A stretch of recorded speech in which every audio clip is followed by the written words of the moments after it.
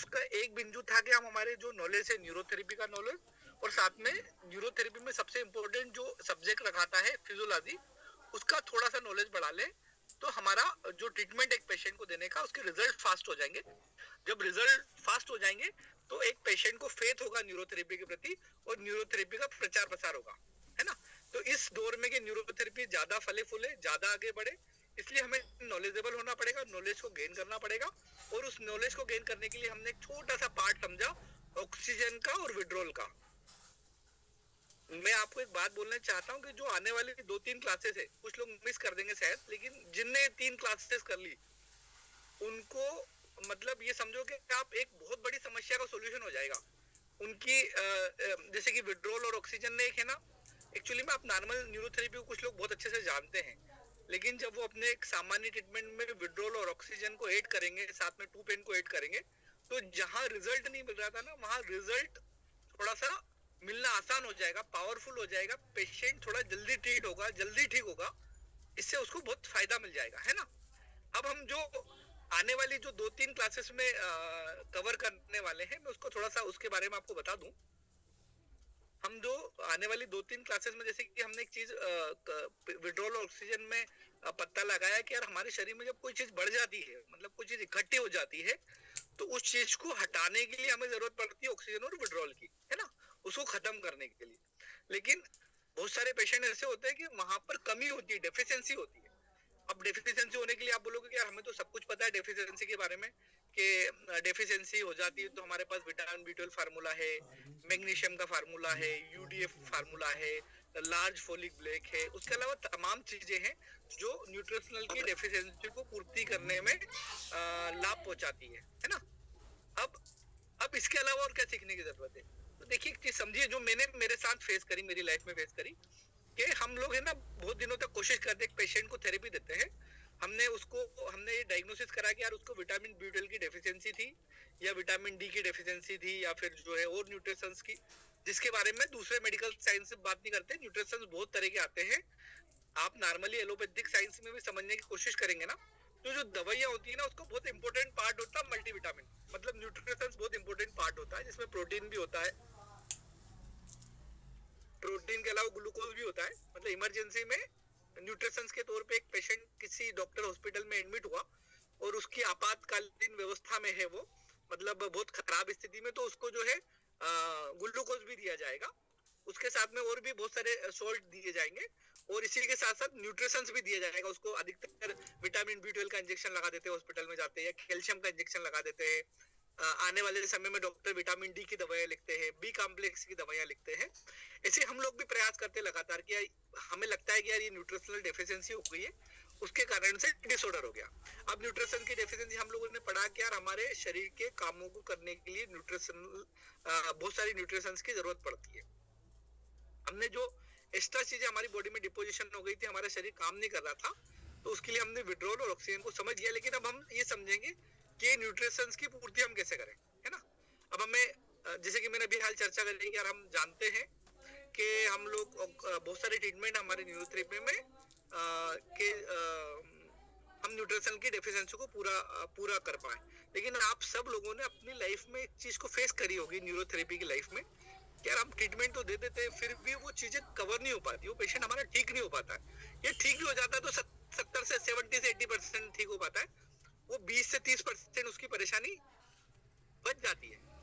तो 20 से 30% जो परेशानी बच जाती है, हम ट्रीटमेंट तो उसको दे रहे हैं, लगातार दे रहे हैं। कभी कभी तो होता है कि किसी पेशेंट को हमने 15 दिन ट्रीटमेंट दिया, कभी कभी ऐसे पेशेंट भी होते हैं कि सर मैं तो 1 साल से थेरेपी दे रहा हूँ, लेकिन वो पेशेंट मेरा 1 साल से थेरेपी ले रहा है, उसको आराम मिलता है, लेकिन वो फिर 5-10 दिन थेरेपी नहीं लेता है और फिर उसको परेशानी शुरू हो जाती है। ये पेशेंट को आराम तो हो गया 80% पे, लेकिन वो वही का वही स्टक हो गया। तो स्टक के लिए दूर करने के लिए हमने थेरेपी सीख ली कि यार हमें विड्रॉल और ऑक्सीजन का यूज करना है। लेकिन उसके अलावा भी एक हम जबरदस्त चीज सीखने वाले हैं आने वाली 2-3 क्लासेस के अंदर, जिससे आपको पता लग जाएगा कि यार ये क्या चीज है, कि हम कहाँ ये कमी को इस कमी को हम कैसे पूरा कर पाएंगे, है ना। कुछ लोग क्लास में होंगे तो शायद मेरे इस बात से वो रिलेटेड हो पा रहे होंगे कि यार हाँ ऐसा होता है कि हम ट्रीटमेंट दे रहे हैं, लेकिन वो पेशेंट कहीं ना कहीं स्टक हो जाते हैं, उनका एक रिजल्ट एक लेवल तक आके न्यूट्रिशनल डेफिशिएंसी का था, हमने उनका यूडीएफ ठीक कर लिया, अनडाइजेस्टिव फूड स्टूल स्टूल आना बंद हो गया, और उनका म्यूकस गैस होने का दर्द और गैस आई का दर्द निकल गया।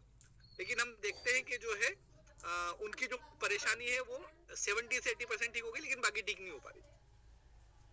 तो हम ऐसा क्या ऐड कर सकते हैं जिससे वो परेशानी दूर हो जाए, है ना? तो उसके लिए थोड़ा सा तो हमें ना कुछ बातों पे बात करना पड़ेगी कि कैसे कैसे हमारा शरीर जो है न्यूट्रिशनल डेफिशिएंसी को पूरा करता है। तो सबसे पहला न्यूट्रिशनल डेफिशिएंसी को पूरा करने के लिए बॉडी के पास में कोई चीज है तो उसका डाइजेस्टिव सिस्टम है। दूसरा एक बहुत बड़ा इंपॉर्टेंट पार्ट स्किन का है कि विटामिन के डी के द्वारा वो जो है न्यूट्रिशनल डेफिशिएंसी को पूरा करता है। आजकल आप देखेंगे तो चाहे आप गायनी के पास चले जाए, चाहे आप आर्थोपेडिक के पास, चाहे आप न्यूरोलॉजिस्ट के पास चले जाए, डॉक्टर अपने प्रिस्क्रिप्शन में विटामिन डी जरूर लिखता है ना?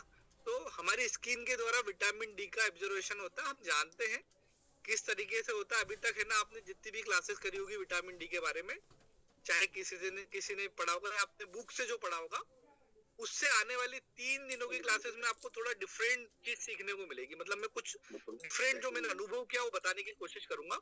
साथ में जैसे कि आपने जो जैसे कि विटामिन B12 फार्मूला दिया आपने, या उसके अलावा कमी कहाँ रह गई, वो तो हम बात को भी थोड़ा करेंगे कि वो कमी कहाँ रह गई, वो कमी को हम कैसा पूरा करें, है ना?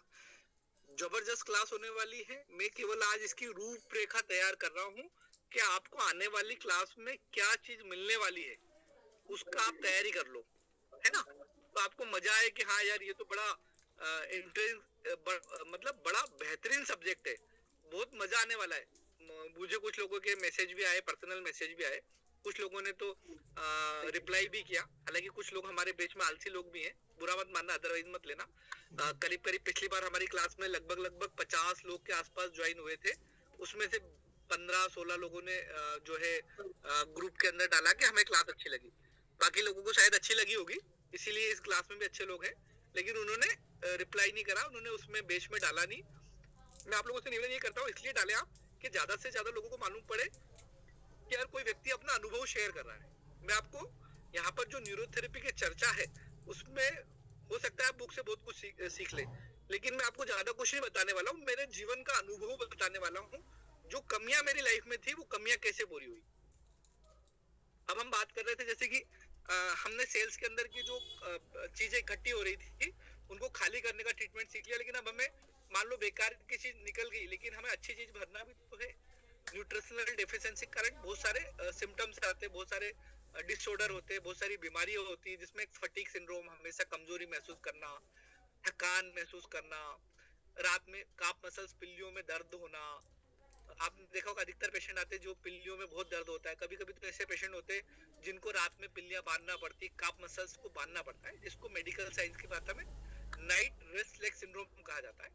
तो ये कैसे न्यूट्रिशनल डेफिशिएंसी से जुड़ा हुआ है, साथ में हमारे ब्रेन के न्यूरॉन से भी जुड़ा हुआ है।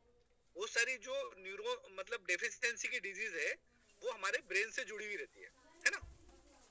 मैं वापस से जो मैंने एक बार चर्चा करी उसको वापस से रिवीजन करना चाहता हूँ। मैं वापस से इसके ऊपर एक फोकस डालता हूँ आपको कि एक्चुअली में हम अभी तक जो है हम जानते हैं कि एक न्यूट्रिशंस की कमी हो जाती है तो हम कैसे पूरी करते हैं। हम 4 पेन देके ग्लूकोजन बना लेते हैं, ग्लूकोज की पूर्ति कर लेते हैं।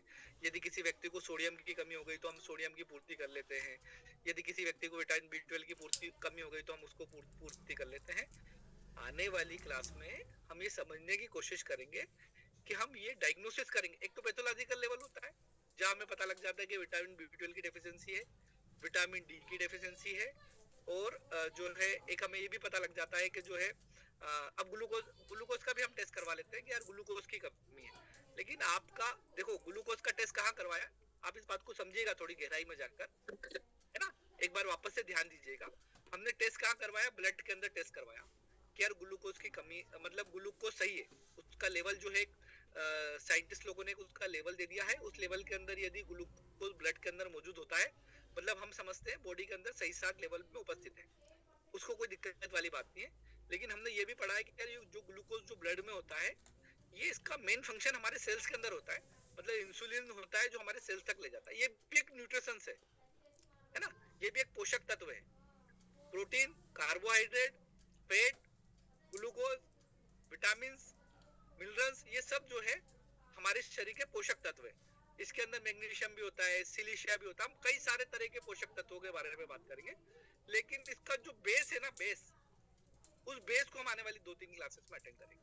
आज की क्लास में मैं आपको ज्यादा कुछ बताने वाला नहीं हूँ, एक्चुअली मैं बाहर हूँ, थोड़ा ड्राइविंग में हूँ, टूर पे हूँ, लेकिन मैं चाहता था कि उसका बेस बना दूं। मुझे इस बेस को बनाने में आपको समय भी लगता कि आपको समझ में आए। वास्तव में ये समझ के चलेगा कि आने वाले में जो आने वाली 2-3 क्लासेस में आपको बताने वाला हूँ ना, ये आने वाले 4-5-6 महीने तक यदि आपने पेशेंटों के साथ में थोड़ा सा एनालिसिस कर लिया, थोड़ी जागरूकता दिखा दी, तो आपको लगेगा कि यार अब हम पेशेंट का जो ठीक करने का लेवल है वो हमारा बहुत फास्ट हो गया है, बहुत इजी हो गया है और बहुत मजेदार हो गया, और बहुत डायग्नोसिस का तरीका बहुत मजेदार हो गया। इन 3 दिनों की क्लास में हम ये भी समझेंगे कि हम डायग्नोसिस कैसे करें। अब जैसे कि हम बात कर रहे थे कि हमारे सेल्स में हमने समझ लिया कि यार हमारे ब्लड में ग्लूकोज का लेवल नॉर्मल है, लेकिन हो सकता है कि आपके सेल्स में ग्लूकोज का लेवल कम है और उसके कारण आप फटीग सिंड्रोम हो रहा है आपको, है ना। तो वहां तो हमें सीधा सीधा समझ में आता है कि यार हमें 10 पेन देना है, इंसुलिन बनेगा और वो आपके सेल्स तक जो है ग्लूकोज को पहुंचा देगा। आज आप समझिएगा जो मैं पढ़ा रहा हूँ कुछ पढ़ा ही नहीं रहा हूँ। आने वाली जो 3 क्लासेस में पढ़ाने वाला हूँ ना, वो आज आप ये मानिएगा कि मैं कुछ बता ही नहीं रहा हूँ आपको। ये तो केवल एक उसका जो है तैयारी हो रही है कि आपको जो 3 क्लासेस है वो समझ में आ पाए कि हम किस बारे में चर्चा कर रहे हैं। अब आपने सब ये जो है 10 पेन दे दिया, ग्लूकोज वहां तक पहुंच गया। अब एक तो ये चीजें सिंपल सी बात आ गई कि यार ग्लूकोज उस जगह तक पहुंच गया, लेकिन अब आपको पता कैसे लगेगा? आपने तो टेस्ट करवा लिया, टेस्ट में आपका नॉर्मल आया, नॉर्मल आने के बाद में जो है तब भी पेशेंट को फटीग सिंड्रोम है, उसके सेल्स में जो है ब्लड की, उसके सेल्स में जो है शुगर की कमी है। तो देखो इसके सिम्टम्स आपकी बॉडी सेल्फ देती है। कैसे देती है? मैं एक टर्म्स का यूज करता हूँ, डिजायर, है ना। किसी चीज की आपकी बॉडी एक्स्ट्रा डिजायर करती है तो समझो वो आपके सेल्स तक वो उस तत्व की कमी। जैसे कि किसी पेशेंट को शुगर के लेवल की कमी होगी बॉडी के अंदर, मतलब उसके सेल्स के अंदर शुगर कम होगा, आप उसका टेस्ट करवाएंगे तो शायद वो नॉर्मल रेंज में आए।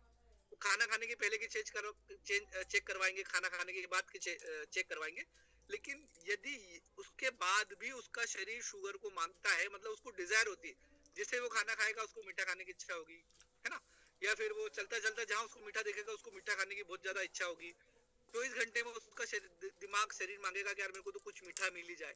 तो डिजायर ऑफ शुगर। अब ये डिजायर ऑफ शुगर क्या बता रही है कि आपके सेल्स के अंदर शुगर की कमी है। अब इससे जो भी बीमारी उस पेशेंट को, चाहे वो फटीग सिंड्रोम का पेशेंट हो, चाहे वो जो है आईबीएस का पेशेंट हो, चाहे वो डिप्रेशन का पेशेंट हो, चाहे वो काफ मसल्स पेन का पेशेंट हो, या ऐसी टिपिकल डिजीज जिसमें मल्टीपल डिजीज उसको, कि आज तो उसको पेट में दर्द हो जाता है, कल उसको जो है साइनस हो जाता है, कल परसों उसको ये हो जाता है, नरसों उसको ये हो जाता है, चक्कर आते हैं, उसकी परेशानी होती, कभी कभी कुछ हार्मोन्स प्रॉपर रूप से फंक्शन नहीं कर पाते। तो देखो एक सेल्स में बहुत इंपॉर्टेंट पार्ट निभाता है ग्लूकोज। एक बीमारी जरूर है कि ब्लड के अंदर ग्लूकोज की मात्रा बढ़ गई। हमारे शरीर में इंसुलिन भी काम करता है कि ग्लूकोज को उसके लेवल पे पहुंचा दे, लेकिन उतनी ही जरूरत भी होती है हमारे सेल्स को, हमारे शरीर को चलने के लिए। आप इसका सीधा सीधा उदाहरण समझ सकते हैं कि यदि कोई भी आदमी बहुत ज्यादा बीमार है, उसको इमरजेंसी में हॉस्पिटलाइजेशन करने की जरूरत पड़ी, तो डॉक्टर उसको ग्लूकोज देते कि नहीं बोतल में? ग्लूकोज की बोतल लगती कि नहीं लगती? उसको लगती है, डिहाइड्रेशन के समय भी लगती है। तो कई जगह हमें जो है ग्लूकोज की आवश्यकता पड़ती है। अभी जो डिजायर वाला जो पैटर्न है, ये हमारा डायग्नोसिस का पैटर्न रहेगा। हम 3 दिनों में समझेंगे कि किस चीज की डिजायर हो सकती है, क्या क्या सिम्टम्स आ सकते हैं, उसके कारण से क्या क्या बीमारी हो सकती है, और हम वहां 10 पेन देकर हम उस पेशेंट को कैसे ठीक कर सकते हैं। केवल 10 पेन देकर उस पेशेंट को ठीक किया जा सकता है। या 10 पेन की अकेले की बात नहीं करेंगे, आने वाली 2-3 क्लासेस में हम 10 पेन के अलावा 2 एडीआर की बात करेंगे, हम 4 एडीआर की बात करेंगे हम लोग।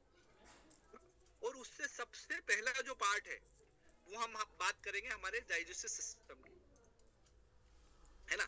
जैसे आचार्य जी ने हमें पढ़ाया था कि उनका एक क्वेश्चन था आचार्य जी का, जब उन्होंने पढ़ाया था कि आप बताओ मुझे कि डाइजेस्टिव सिस्टम शुरू कहाँ से होता है। तो हमारे बेच के जितने भी 26-27 लोग थे जो हम एक साथ बेच में पढ़ रहे थे, 27 लोगों का कहना था कोई किसी ने कहा कि दांत को चबाने से शुरू होता है, किसी ने बोला कि यार लार बनती है जब वहां से शुरू होता है, मतलब प्रोसेस शुरू होती है, कोई बोलता है कि गले के नीचे जाता है जब शुरू होता है। लेकिन आचार्य जी ने हमें समझाया कि हमारी जो पंच इंद्रियां होती है वो काम करती है और हमारा डाइजेस्ट सिस्टम शुरू हो जाता है। उन्होंने हमें कहा कि भोजन को देखने से, सूंघने से और महसूस करने से हमारा डाइजेस्ट सिस्टम एक्टिवेट हो जाता है। जैसे हम भोजन को देखेंगे तो उसको पचाने के लिए जैसे ही हमारा सलाइवा रिलीज होगा, वैसा सेम पेनक्रियाज उसको पचाने के लिए हमारे एंजाइम्स को रिलीज कर देंगे। तो हम ये भी इन आने वाली क्लासेस में जानेंगे कि यार ये आखिरकार डाइजेस्ट सिस्टम क्या है, थोड़ा सा पूरा इसको उसको थोड़ा समझना पड़ेगा। एक तो आपने जो बुक्स के अंदर पढ़ा है, जो आपने समझा है, उसके अलावा जो इम्पोर्टेंट चीज है, हमने डाइजेस्ट सिस्टम को सुधार लिया। हमने ये भी सीखा है, न्यूरोथेरेपी हमें मेन यही चीज सिखाती है कि यार जो है आप गैस ओनली का दर्द निकालो। सबसे पहले हमारा सब लोगों का, अधिकतर लोगों का फेवरेट ट्रीटमेंट होता है यूडीएफ, और रियल में यूडीएफ देते तो रिजल्ट आते हैं, पेशेंट को अगले दिन अच्छा लगता है, उसी समय अच्छा लगता है जब आप यूडीएफ ट्रीटमेंट देते हैं। और गुरुजी बोलते हैं कि अनडाइजेस्टिव फूड इन स्टूल है, मतलब वो व्यक्ति को बीमार होने वाला है, कोई भी बीमारी हो, यदि आप उसका अनडाइजेस्टिव फूड इन स्टूल ठीक कर दोगे तो पेशेंट ठीक हो जाएगा।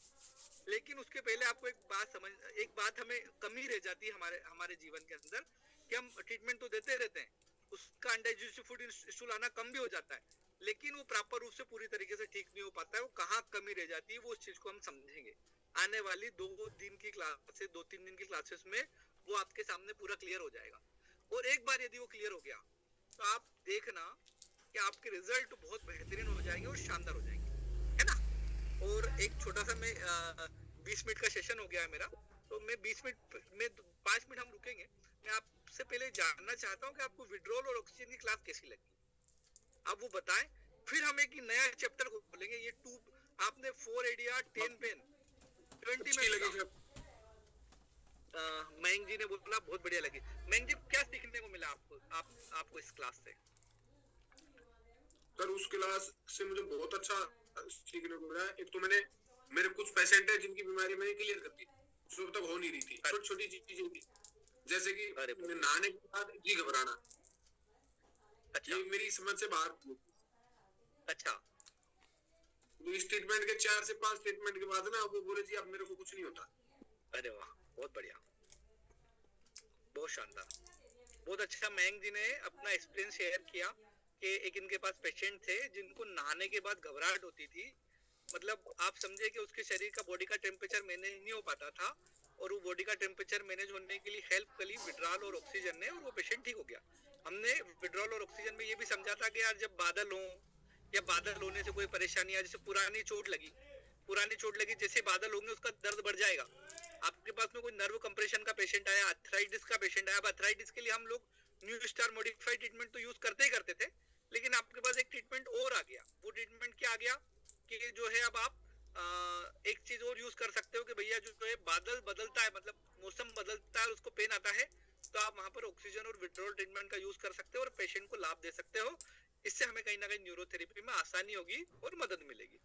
और ये मयंक जी है ना, आने वाली जो क्लासेस है ना, इसमें जब आपको बहुत मजा आएगा, जब आप है ना ये जो डिजायर पढ़ेंगे ना, डिजायर कि बॉडी कैसे, सेल्स के अंदर कमी होती है तो शरीर कैसे उनकी मांग करता है, कुछ तो डिजायर के रूप में मांग करता है, कुछ सिम्प्टोमेटिक मांग करता है, और हम उन चीज को समझ जाएंगे। और हमारे पास देखो न्यूरोथेरेपी में सबके लिए थेरेपी है, ट्रीटमेंट है।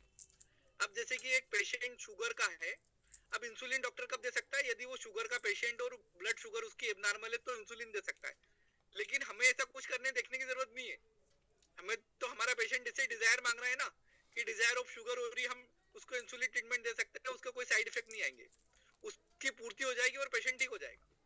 जब आप है ना सेल्स को थोड़ा सा है ना, आपके पास समय मिले तो आप सेल्स को थोड़ा सा स्टडी करने की कोशिश करना, तो आपको पता लगेगा कि सेल्स का जो एक्स्ट्रा सेल्यूलर फ्लूइड होता है और इंट्रा सेल्यूलर जो फ्लूइड होता है, उसमें सोडियम हो गया, ग्लूकोज हो गया, मैंने पहले कुछ क्लासेस में आपको बताया था, ये बहुत इंपॉर्टेंट रोल प्ले करते हैं, इनका बहुत इंपॉर्टेंट रोल होता है।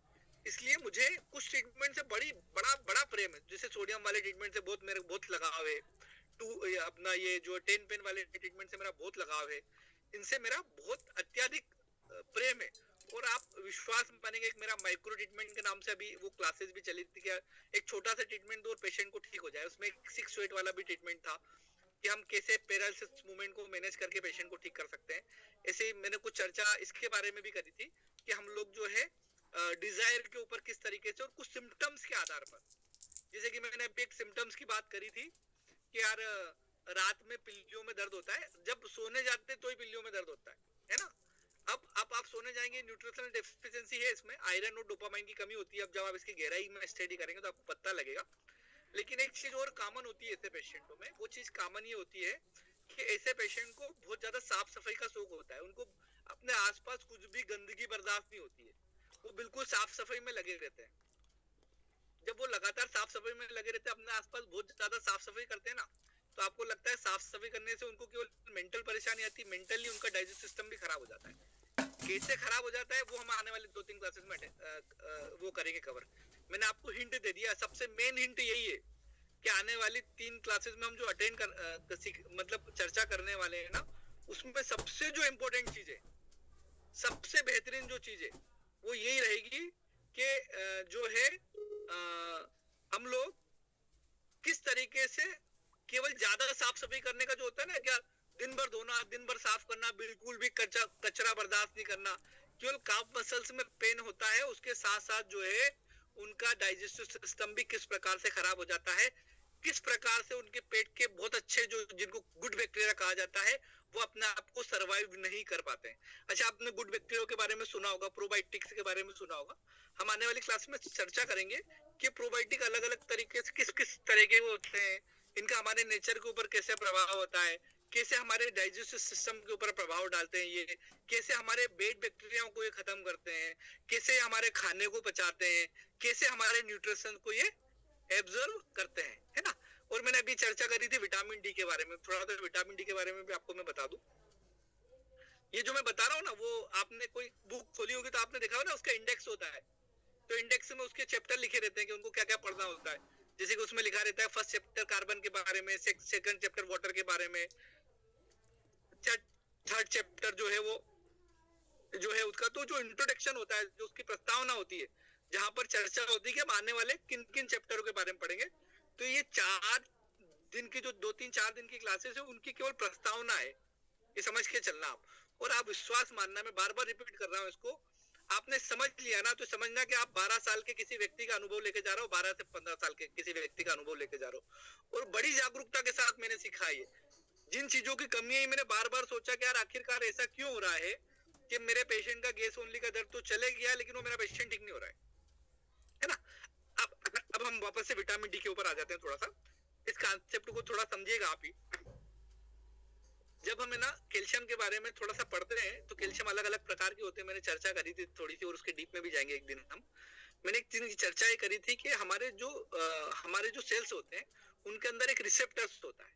हम सेल्स के बारे में जब आप अध्ययन करोगे तो आपको पता लगेगा, रिसेप्टर्स होते हैं सेल्स के अंदर, जिन रिसेप्टर्स के माध्यम से न्यूट्रिशंस बॉडी के अंदर जाता है। तो एक खास प्रकार के रिसेप्टर्स होते हैं जिनको बोलते हैं कैल्शियम रिसेप्टर्स, जो हमारे बोन के हर सेल्स में होते हैं, मसल्स के भी हर सेल्स में पाए जाते हैं। यदि वो खुलते हैं, यदि आपके ब्लड के अंदर कैल्शियम घूम रहा है ना, यदि वो खुलेंगे तो ही जो है आपका जो है वो कैल्शियम आपके सेल्स के अंदर जा पाएगा। यदि वो नहीं खुलेंगे तो कैल्शियम शरीर के अंदर नहीं जा पाएगा। डिस्कनेक्टेड हो गया, एक घंटा हो गया, मैं उसको निकाल के दोबारा कनेक्ट करूंगा। रहने दो, 92% कर लो ना, 1 मिनट होल्ड करेगा, है ना, 1 मिनट बस।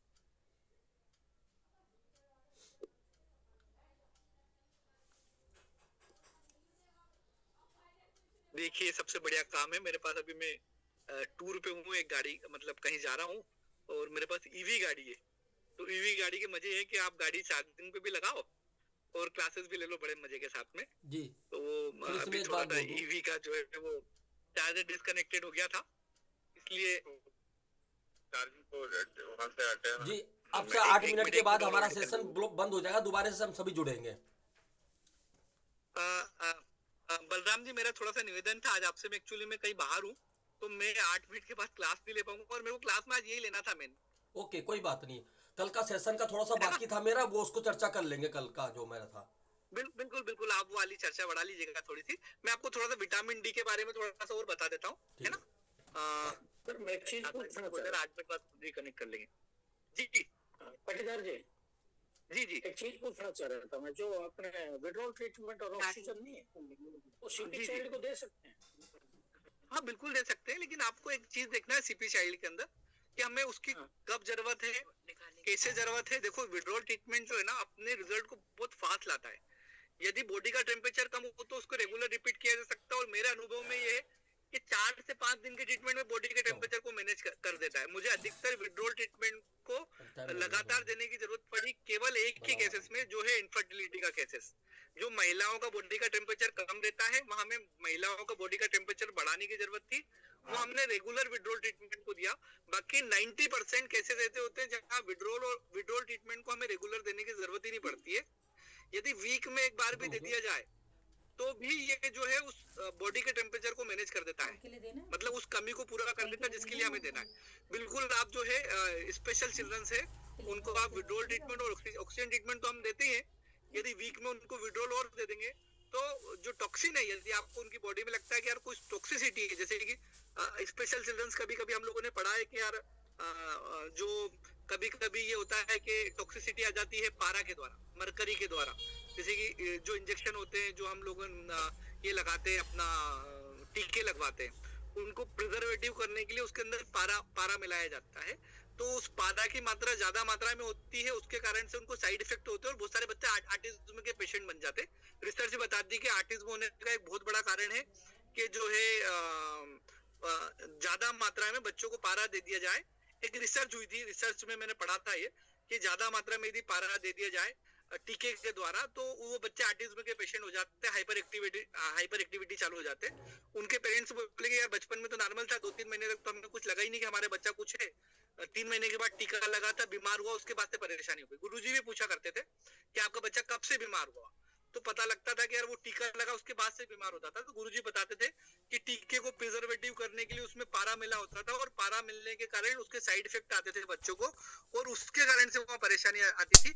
ऐसे बच्चों को आप जरूर 100% जो है वो ये ट्रीटमेंट जो है विड्रॉल ट्रीटमेंट दे सकते हो, जिनको टीका लगने के बाद समस्या आई, मतलब बॉडी में पारा का लेवल बढ़ गया है, उसको मैनेज करने के लिए आप विड्रॉल ट्रीटमेंट चला सकते हो। प्रीमेच्योर जी है ना। सर मेरा क्वेश्चन है सर ये हम विड्रॉल ट्रीटमेंट और डिपॉजिट ट्रीटमेंट हमारे न्यूरोथेरेपी में देते हैं।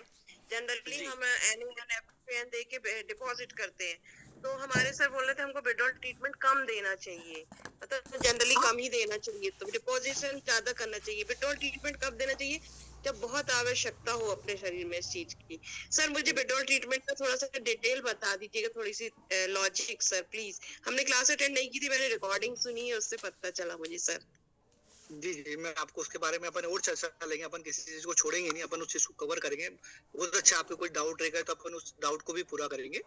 मैं विटामिन डी के बारे में थोड़ा बताने वाला था, लेकिन आपको मैं बता देता हूँ कि मैंने अभी जस्ट आपने जो मुझसे कहा उसके पहले ही मैंने समझा है कि मुझे कभी जरूरत ही नहीं पड़ी मेरी लाइफ में कि मेरे को 5 दिन से ज्यादा विड्रॉल देने की जरूरत पड़ी। केवल जो फीमेल है जिनको इन्फर्टिलिटी का केस है उनको ही मुझे विड्रॉल देने की जरूरत पड़ी। उसके अलावा तो दूसरे तीसरे केसेस में जहाँ डिपोजिशन है वहाँ बहुत कम विड्रॉल ट्रीटमेंट देने की जरूरत पड़ी और रिजल्ट आ गए। तो ये जो है ना आपका ये ब्रह्मास्त्र है। अब ब्रह्मास्त्र का हर जगह तो यूज किया नहीं जाता है, रोज रोज तो ब्रह्मास्त्र नहीं निकाल लोगे आप। कोई आपके सामने आया और आप बोलोगे नहीं तो मैं हर बार ब्रह्मास्त्र निकाल लूं, तो मैं आपको है ना वो चीजें, वो जो ब्रेक आपके जीवन के जो बीच के खाली स्थान थे ना उनको पूर्ति कर रहा हूँ, उसको छोड़ रहा हूँ मैं। उसको आप नॉर्मली तो आपने समझा है कि यार हमें नॉर्मल देना है, यूडीएफ देना है, आप प्रैक्टिस भी कर रहे हैं। हम जितने भी यहाँ पर चर्चा कर रहे हैं वो सारे न्यूरोथेरेपिस्ट जुड़े हुए। मैं उस खाली स्थान को पूरा करना चाह रहा हूँ, जो खाली स्थान है, जो ब्लैंक है, हमारी जगह ब्लैंक रह गई है, मतलब कहाँ हमें रिजल्ट में दिक्कत आ रही है, मैं उसको पूरा करना चाह रहा हूँ। तो उस खालिस्तान को पूरा करने के लिए हमें विड्रॉल रेगुलर देने वाला ट्रीटमेंट है ही नहीं। विड्रॉल को तो जागरूकता के साथ देना है और कुछ जगह पे तो आपको रेगुलर भी देना है। जहाँ मैंने आपसे कहा कि जहाँ रेगुलर देने की जरूरत होती है वहाँ रेगुलर आपको देना ही देना है। लेकिन आप वीक में यदि इस ट्रीटमेंट को एक बार शामिल करते हो, आप एक चीज को समझिएगा, मैं वापस से बताता हूँ, हमारे शरीर में थर्मो रेगुलेशन का बहुत इंपॉर्टेंट रोल प्ले करता है। आप उस पूरी क्लास को बहुत अच्छे से समझेंगे तो आपको पता लगेगा कि विड्रॉल ट्रीटमेंट, थर्मो रेगुलेशन हमारे शरीर के अंदर जो बॉडी का टेम्परेचर है उससे वेरी इंपॉर्टेंट रोल प्ले करता है। तो जब वो इतना इंपॉर्टेंट रोल प्ले करता है तो यदि हम 7 दिन में उसको दे दें, किसी पेशेंट को रिजल्ट नहीं आ रहे, रिजल्ट को फास्ट करने के लिए, तो वहां पर ये बहुत अच्छा यूज आता है, जबरदस्त आता है। आप अनुभव करना अपने आने वाले 3 से 2-3 महीने के अंदर, कुछ पेशेंट को लेना जिनके रिजल्ट फ्लो आ रहे हैं, आप उनको वीक में 1 ट्रीटमेंट, आप ऑक्सीजन दीजिए, साथ में विड्रॉल दे दीजिए, आपको आप देखना वो पेशेंट पिछले जो 7 दिन में रिजल्ट नहीं बता रहा था ना, वो रिजल्ट बताना शुरू कर देगा। तो ये तो क्या ब्रह्मास्त्र है, आपको हर कभी नहीं चलाना है, बड़ी समझदारी के साथ चलाना है, कभी खाली जाता ही नहीं इसका बात। ये जबरदस्त चीज है। और अपन आने वाली चीजों में भी जो चर्चा करने वाले हैं ना, मैं वो ब्लैक जो खाली स्थान है हमारे, जो मेरे जीवन में खाली स्थान थे जो मैंने पूरे करे हैं, वो मैं आपको बताने वाला हूँ। चलो हम वापस से विटामिन डी के ऊपर आ जाते हैं आज थोड़ा सा, कि हमारे जो सेल्स होते हैं उनके रिसेप्टर्स होते हैं, स्पेशल रिसेप्टर्स होते हैं जो कैल्शियम को अंदर जाने के लिए परमिशन देते हैं। तो एक चीज क्लास खत्म होने वाली है बलराम जी? नहीं, अभी टाइम है थोड़ा सा, 5 मिनट टाइम है। तो 5 मिनट में विटामिन डी पूरा हो जाएगा हमारा। मैं उसको अधूरा नहीं छोड़ना चाहता, थोड़ा सा पूरा करना चाहता हूँ उसको। आप कॉन्सेप्ट को समझिएगा, बहुत जबरदस्त कॉन्सेप्ट है। तो हमारे उनके सेल्स के अंदर रिसेप्टर चालू है, तो वो रिसेप्टर्स कैल्शियम को अंदर जाने देंगे। अच्छा, अब हमारी पीनियल ग्लैंड के बारे में जब आप पता करेंगे ना, जब हमारे एजिंग फैक्टर को आप पढ़ेंगे कि हमारा शरीर किस तरीके से एक छोटे से सेल से कन्वर्ट होकर एक बड़ा सेल्स बनता है, एक बड़े सेल से वो पूरे 9 महीने की प्रोसेस होती है, उसके बाद जन्म होता है, एक व्यक्ति 1 साल का होता है, 3 साल का होता है, 5 साल का होता है, 15 का होता है, 18 का होता है, 24 का होता है, 28 का होता है, 40 का होता है, 60 का होता है। तो उसके शरीर में बहुत सारे बदलाव होते हैं। तो एक जीवन की शुरुआत और एक जीवन का अंत, जैसे व्यक्ति जीवन के अंत की ओर जाता है तो उसके कैल्शियम के रिसेप्टर्स काम करना धीरे धीरे कम कर देते हैं। अब जैसे कि हम नॉर्मली सोचते हैं कि यार हमारा पेशेंट की हड्डियां कमजोर हो रही है, क्यों कमजोर हो रही है? क्योंकि जीवन की प्रोसेस को तय कर रहा है। वो किस प्रोसेस को तय कर रहा है? अब हम हर व्यक्ति के लिए विटामिन डी या कैल्शियम जरूरी कर देते हैं कि भैया 22 साल में भी हड्डियां कमजोर हो रही है तो भी विटामिन डी लो और कैल्शियम लो, और 88 साल की उम्र में भी हड्डियां कमजोर होती है तो आप कैल्शियम और विटामिन डी लो। तो क्या 28 साल की उम्र में भी विटामिन डी और कैल्शियम काम करेगा? नहीं करेगा। क्यों नहीं करेगा? क्योंकि बॉडी का नेचुरल फंक्शन है कि भैया मुझे मृत्यु की ओर जाना, अंत की ओर जाना है। जहां मेरी शुरुआत हुई थी, एक धागा अंत का भी तो है ना। यदि जीवन का एक धागा शुरुआत का है तो एक धागा अंत का भी है, तो मुझे अंत की ओर जाना है। तो अंत की ओर जाने के लिए वो अपने रिसेप्टर्स को ब्लॉक कर लेता है, और रिसेप्टर्स को ब्लॉक करके वो कैल्शियम को अंदर ही नहीं जाने देता है। ये प्रोसेस कब से चालू हो जाती है? ये प्रोसेस आपके 30-32 साल की उम्र से चालू हो जाती है। धीरे धीरे कैल्शियम के रिसेप्टर्स काम करना बंद कर देते हैं। जैसे आपके कैल्शियम के रिसेप्टर्स काम करना बंद करते हैं, आपके शरीर में विटामिन डी बनना धीरे धीरे ऑटोमेटिक कम हो जाता है, और आपकी हड्डियां धीरे धीरे कमजोर होती है। क्योंकि उसको तो कमजोर होना है, उसको तो डिसॉल्व होना है, उसको तो खत्म होना है, उसको तो अंत की ओर जाना है। यदि कोई चीज शुरुआत हुई है तो अंत की ओर भी जाएगी।